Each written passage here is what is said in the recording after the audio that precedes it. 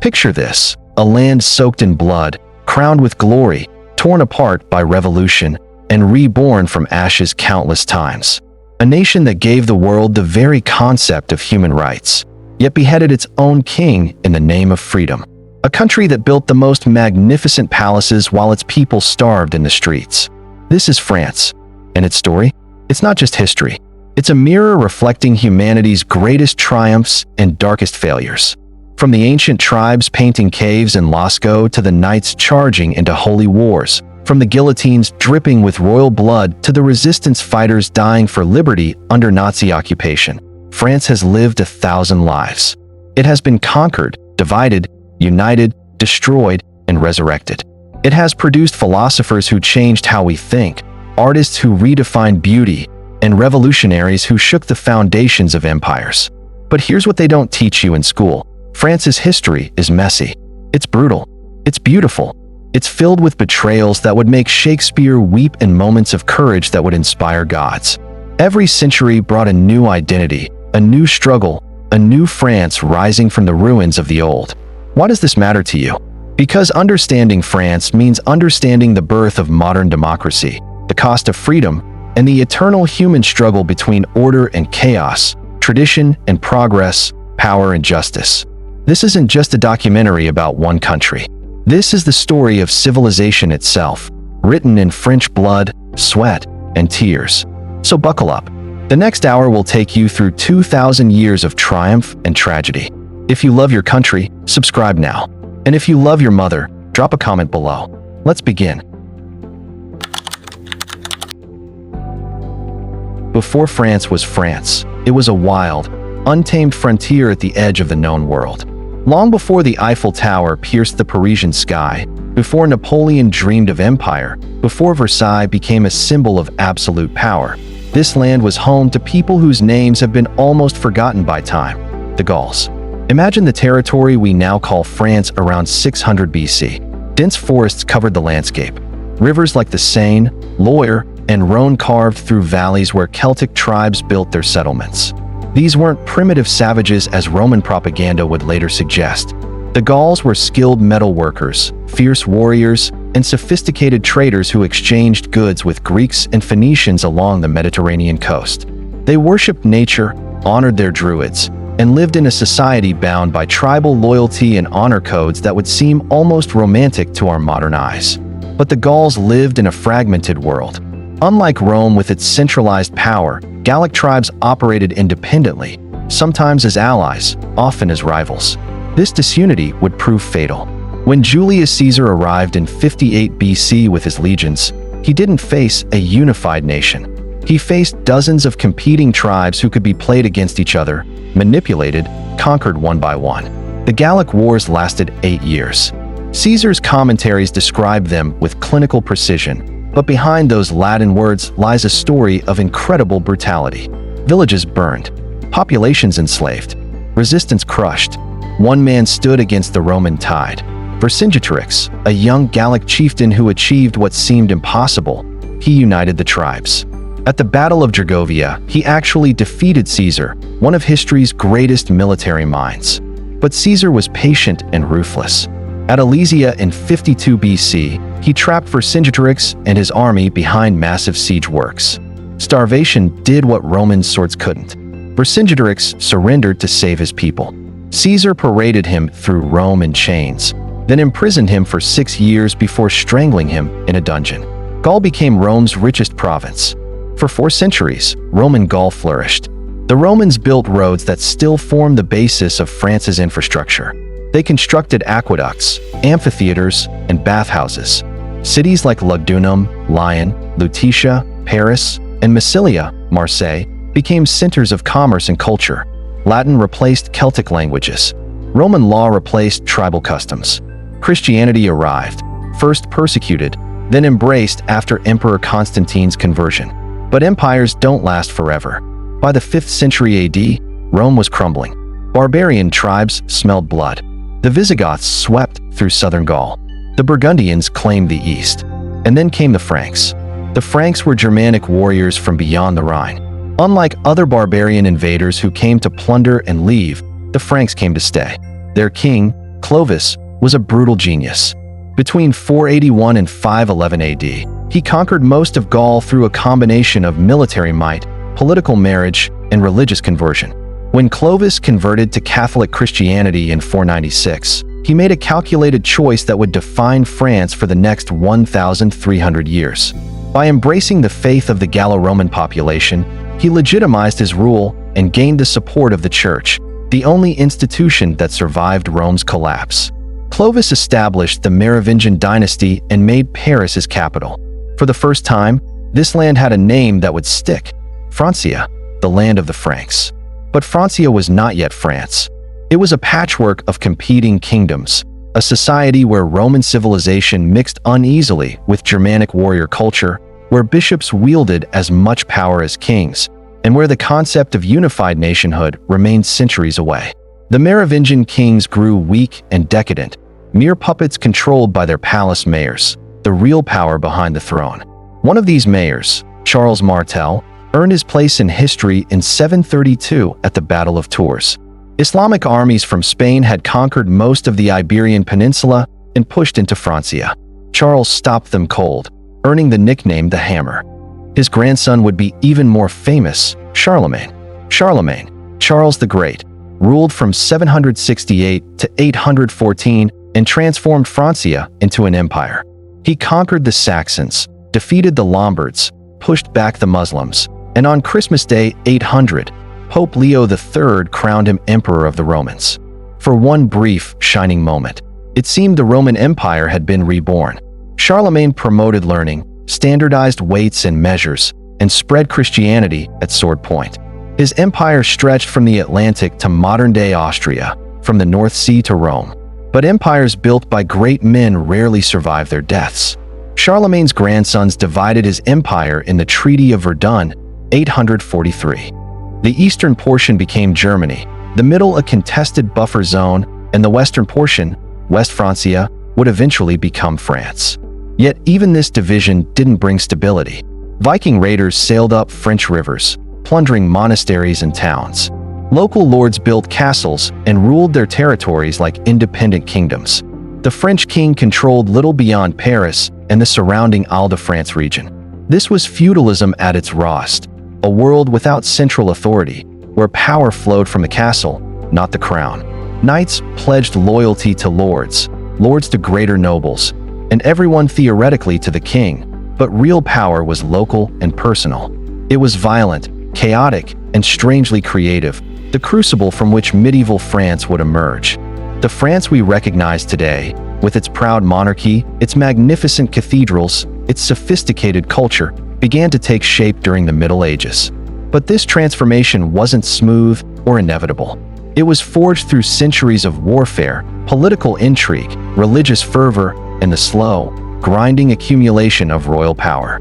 The Capetian dynasty began in 987 when Hugh Capet was elected king. He controlled almost nothing beyond Paris, and more powerful nobles could field larger armies. Yet the Capetians possessed something invaluable: legitimacy and patience. For over 300 years, they followed a simple strategy: always have a son, always crown him during your lifetime, and always expand your territory even by inches. Philip II Augustus, 1180 to 1223, was the first Capetian king who truly deserved the title. He transformed the monarchy from a weak figurehead into a real power. His greatest victory came against King John of England at the Battle of Bouvines in 1214. In one day of fighting, Philip crushed a coalition of England, the Holy Roman Empire, and Flanders. Suddenly, the French king was the most powerful ruler in Western Europe. English territories in France, Normandy, Anjou, Brittany, fell under French control. But Philip understood that power isn't just military. He built roads, chartered towns, supported trade, and expanded the bureaucracy. For the first time, France had something resembling a government that extended beyond the king's immediate presence. Royal officials, bailiffs, and seneschals enforced royal law in provinces. The University of Paris became Europe's premier center of learning, attracting scholars like Thomas Aquinas who would shape Christian theology for centuries. His grandson, Louis IX, 1226 to 1270, took a different approach to greatness. Known as St. Louis, he combined genuine piety with shrewd statecraft. He led 2 crusades, both disasters, built Sainte-Chapelle to house Jesus' crown of thorns, and personally dispensed justice under an oak tree at Vincennes. Common people could petition the king directly, a revolutionary concept that built enormous goodwill. When Louis died of dysentery during his Second Crusade, he was mourned across Europe and later canonized. The French monarchy now had a saint king, proof of divine favor. The 14th century brought catastrophe. First came climate change. The medieval warm period ended, harvests failed, and the Great Famine, 1315 to 1317, killed millions. Then came the Black Death, 1347 to 1353, killing perhaps 1/3 of France's population. Villages were abandoned. Fields returned to forest. Survivors questioned everything. If God loved France so much, why this suffering? And then came the English. The 100 Years' War, 1337 to 1453, wasn't really one war, but a series of conflicts rooted in succession disputes. When the last Capetian king died without sons, Edward III of England, whose mother was a French princess, claimed the French throne. The French nobility said non, giving the crown to Philip VI of the Valois branch. Edward invaded.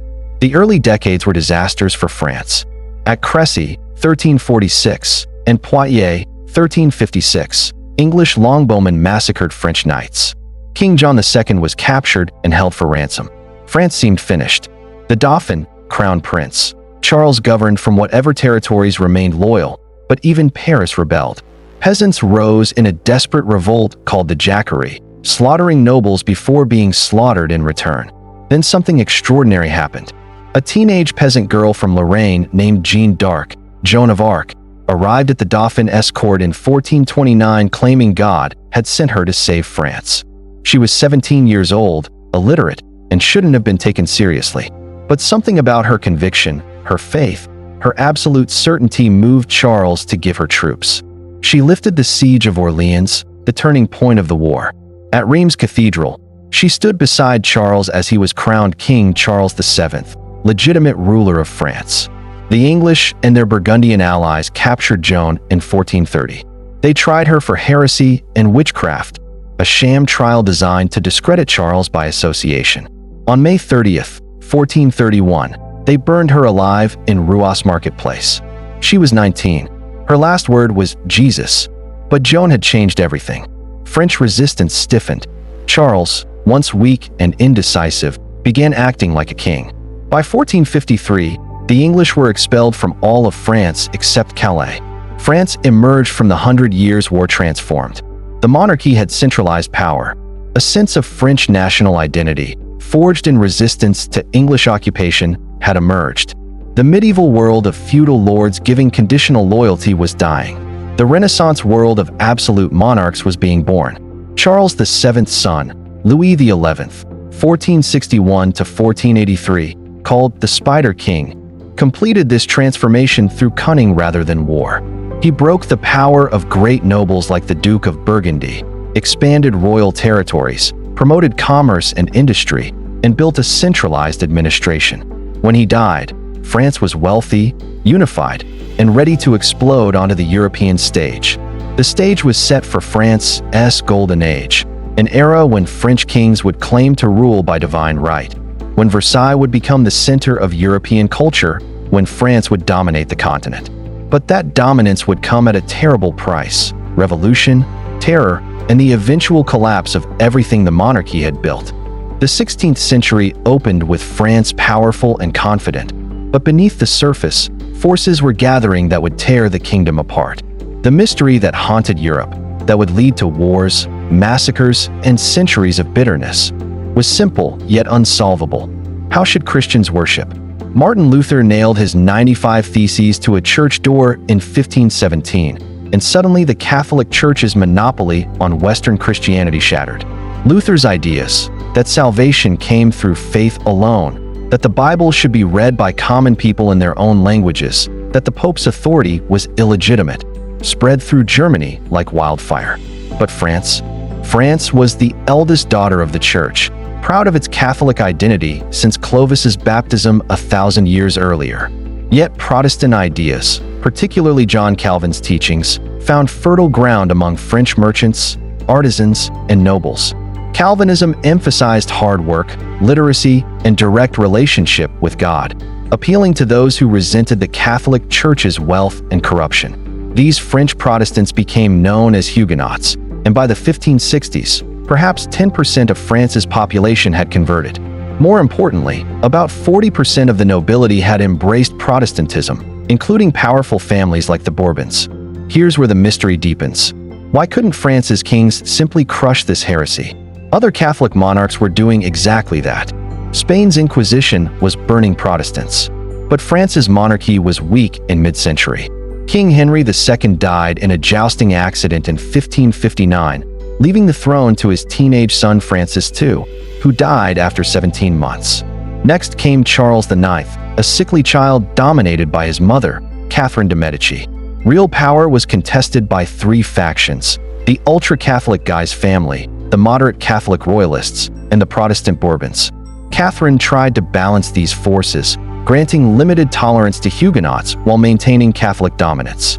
But tolerance satisfied no one. Catholics saw compromise as betrayal of God. Protestants demanded full religious freedom. Violent incidents multiplied. In 1562, the Duke of Guise's men massacred Huguenot worshippers at Versailles, and the wars of religion began. For nearly 40 years, France tore itself apart. These weren't battles between professional armies fighting for territory. This was civil war, neighbor against neighbor, brother against brother, driven by religious convictions so intense that moderation became impossible. Armies committed atrocities that would make modern war criminals blush. Towns were sacked. Prisoners were tortured and executed. Both sides claimed God's blessing while perpetrating horrors. The mystery reached its darkest point on August 24, 1572, St. Bartholomew's Day. Catherine de' Medici had arranged a marriage between her Catholic daughter and the Protestant Henri of Navarre, hoping to unite the factions. Thousands of Huguenots came to Paris for the wedding. It was a trap. On Catherine's orders, or at least with her knowledge, historians still debate this. Catholic mobs began systematically murdering Huguenot leaders. The violence spread beyond control. For 3 days, Parisian streets ran with blood. Bodies floated in the Seine. Between 5,000 and 30,000 Protestants were killed across France. Pope Gregory XIII celebrated with a Te Deum and commissioned paintings commemorating the massacre. Protestant Europe was horrified. The mystery deepened. How could a Christian nation, supposedly civilized, commit such barbarism in God's name? How could a mother order the murder of guests at her daughter's wedding? What had religion become? But here's the twist nobody expected. The groom, Henri of Navarre, survived by converting to Catholicism at sword point. He was held captive in the French court, biding his time, waiting. When King Charles IX died in 1574, the crown passed to his brother Henri III. When that Henri was assassinated in 1589 by a fanatical monk, guess who was next in line for the throne? Henri of Navarre, the Protestant who had survived the St. Bartholomew's Day massacre. France faced an existential question. Could a Protestant king rule Catholic France? The Catholic League said absolutely not and continued the civil war. Henri IV, as he became, laid siege to Paris but couldn't break Catholic resistance. The standoff lasted 4 years until Henri made the most cynical yet brilliant political calculation in French history. On July 25, 1593, he converted to Catholicism for the second time, or third, depending how you count, supposedly saying, "Paris is well worth a Massachusetts." Was Henri sincere? Did he genuinely embrace Catholicism? Or was this pure political survival? The mystery of Henri IV's true beliefs remains unsolved. But his conversion worked. Catholic opposition collapsed. Paris opened its gates. Henri entered his capital peacefully and set about healing France's wounds. In 1598, he issued the Edict of Nantes, granting Huguenots limited freedom of worship, equal civil rights, and control of certain fortified towns. It wasn't perfect. Catholicism remained France's official religion, but it was revolutionary tolerance for that era. For the first time, a major European power officially accepted religious pluralism. Henri IV became France's most beloved king. He rebuilt war-ravaged territories, repaired infrastructure, lowered taxes, and promoted commerce. His chief minister, the Duke of Sully, balanced budgets, and filled treasury coffers. Henri famously wanted every peasant to have a chicken in his pot every Sunday, a vision of prosperity that resonated with war-weary people. Paris flourished. The Louvre was expanded. The Pont Neuf was completed. But the mystery had one final, tragic twist. On May 14, 1610, Henri's carriage was stuck in Paris traffic when a Catholic fanatic named Ravaillac leaped onto the footboard and stabbed Henri 3 times. The king who survived the Street Bartholomew's Day massacre, who converted religions multiple times, who ended the wars of religion and brought peace to France, died in a Paris street at age 56, assassinated by someone who believed killing a former Protestant was God's work. The mystery of religious violence, of faith twisted into justification for murder, of how civilized people convince themselves that massacre serves divine purpose. These questions haunted 16th century France. And if we're honest, they still haunt us today. Different religions, different ideologies, same human capacity for making belief more important than life. Henri IV's death left France to his 9-year-old son, Louis XIII. The religious peace Henri built would hold, barely, but the deeper mystery remained. Could a nation torn by such fundamental divisions ever truly unite? Could compromise survive when people believed compromise meant betraying God? These questions would echo through French history, shaping the absolute monarchy that would rise under Louis XIV, the revolutionary fury that would explode in 1789, and the secular republicanism that defines France today. France entered the 17th century suspicious of everything. Suspicious of religious difference after decades of civil war, suspicious of powerful nobles who had nearly destroyed the kingdom, suspicious of foreign powers circling like wolves, and, most importantly, suspicious that their kings might be too weak to hold it all together. Young Louis XIII inherited these suspicions along with his crown. He was dominated by his mother Marie de' Medici and her Italian favorites until 1617, when the teenage king had his mother's chief advisor murdered in the Louvre courtyard. It was a brutal announcement. Louis might be young, but he wouldn't be controlled. Yet Louis still needed help governing France's fractious nobility and managing foreign threats. In 1624, he appointed Cardinal Richelieu as his chief minister, a decision that would transform France and European history. Richelieu was brilliant, ruthless, and driven by a single obsession: strengthening royal power. He was a cardinal who cared more about France than the Pope, a nobleman who broke noble privileges, a supposed man of God who played politics with Machiavellian genius. Suspicion was his tool and weapon. He suspected the Huguenots, despite the Edict of Nantes. Their fortified towns were states within a state, potential bases for rebellion. After a brutal siege, Richelieu captured La Rochelle in 1628, starving the Protestant stronghold into submission. He then stripped Huguenots of their military privileges while maintaining their worship rights, crushing their political power without reigniting religious war. He suspected the great nobles, whose private armies and independent power threatened royal authority. When nobles conspired against him, Richelieu crushed them without mercy. The Duke of Montmorency, from one of France's most ancient families, led a rebellion in 1632. Richelieu had him beheaded despite pleas for clemency from across France. The message was clear: nobody, regardless of lineage, stood above royal authority. Most surprisingly, Richelieu suspected the Habsburgs more than Protestant heresy. The Catholic Habsburg dynasty ruled Spain and the Holy Roman Empire, encircling France. Richelieu made the calculated decision to support Protestant Sweden and German princes during the 30 Years' War, 1618 to 1648, essentially backing Protestants against Catholics to weaken Habsburg power. For this cardinal, French national interest trumped religious solidarity, a shocking pragmatism that scandalized many Catholics but proved devastatingly effective. When Richelieu died in 1642, followed by Louis XIII in 1643, France got another child king, 5-year-old Louis XIV. His mother, Anne of Austria, became regent, and Richelieu's protégé, Cardinal Mazarin, became chief minister. The pattern repeated: an Italian cardinal running France, accumulating massive wealth and generating massive resentment. The suspicions exploded into rebellion. The Fronde, 1648 to 1653, was a chaotic civil war pitting royal authority against multiple opposing factions.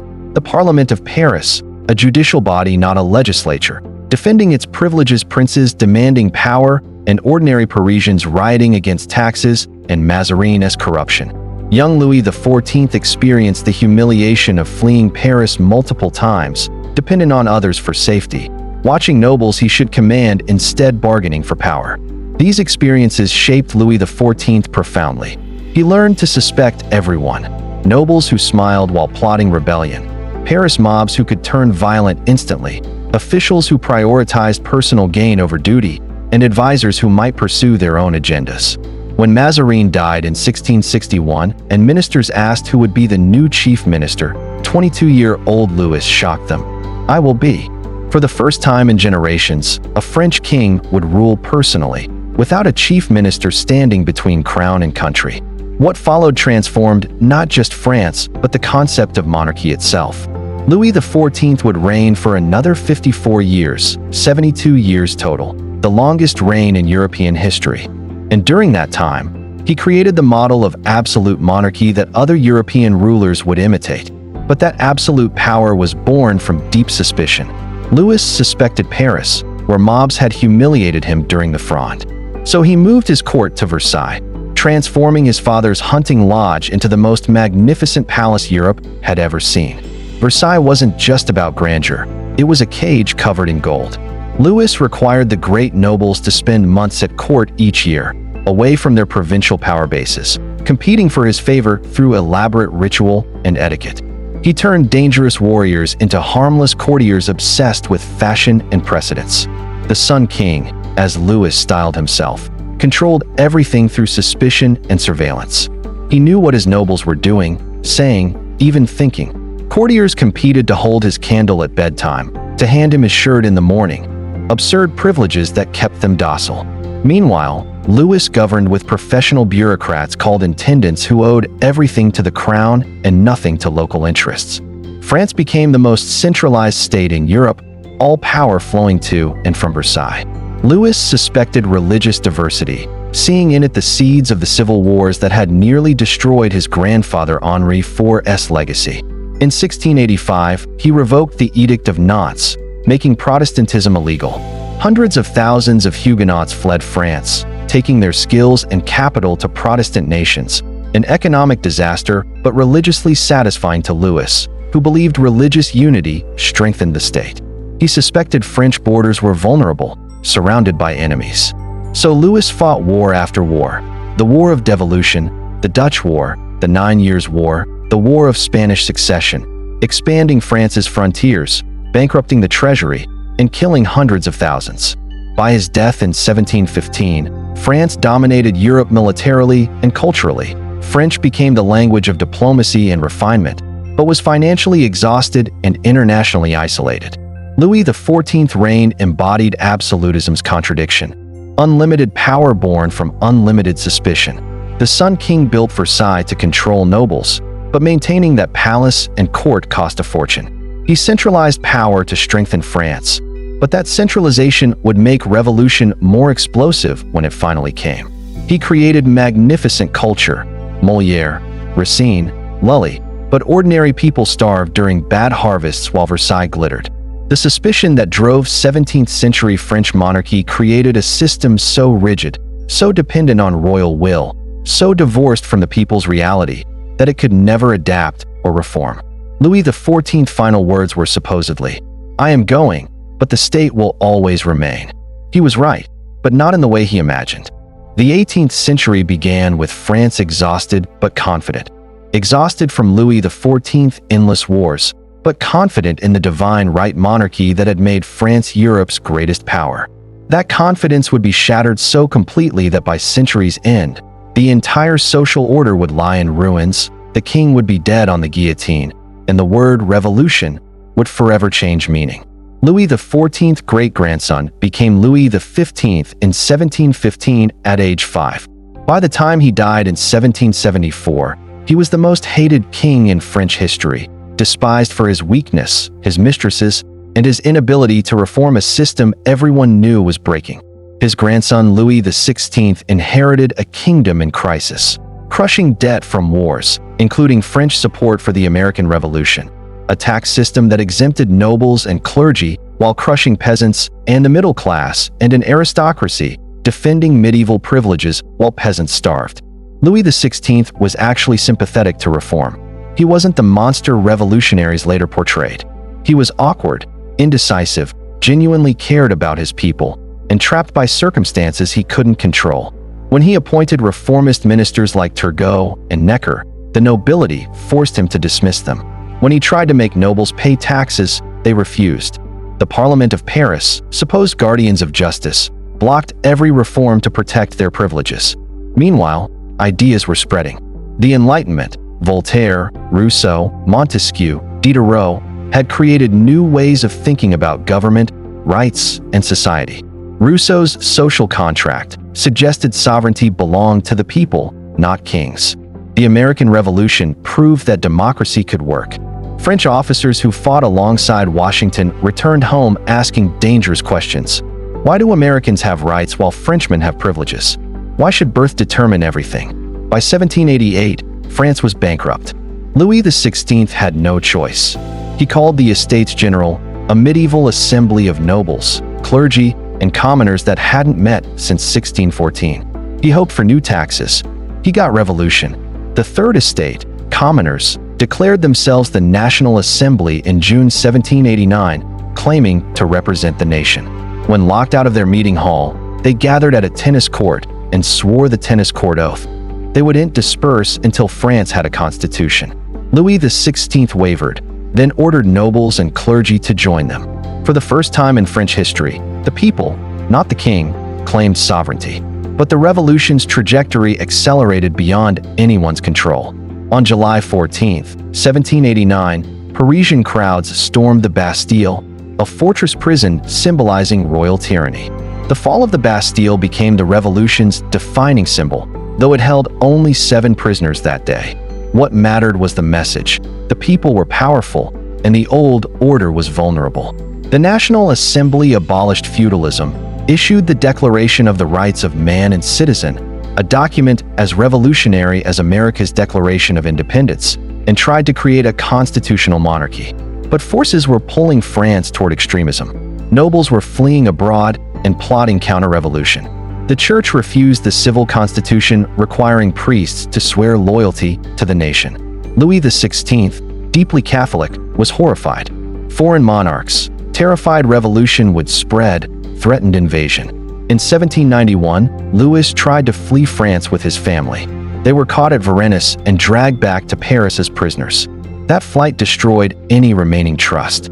If the king was trying to escape, he clearly opposed the revolution. Moderates lost credibility. Radicals gained power. France declared war on Austria and Prussia in 1792, and the revolution radicalized further. Paris mobs massacred imprisoned nobles and priests. The National Convention abolished the monarchy and declared France a republic on September 21, 1792. Then came the question that would define everything. What to do with Louis XVI? Louis was put on trial for treason. The evidence was damning. His correspondence with foreign monarchs, his attempted flight, his opposition to revolutionary laws. But the guilty verdict was never in doubt. The real question was punishment.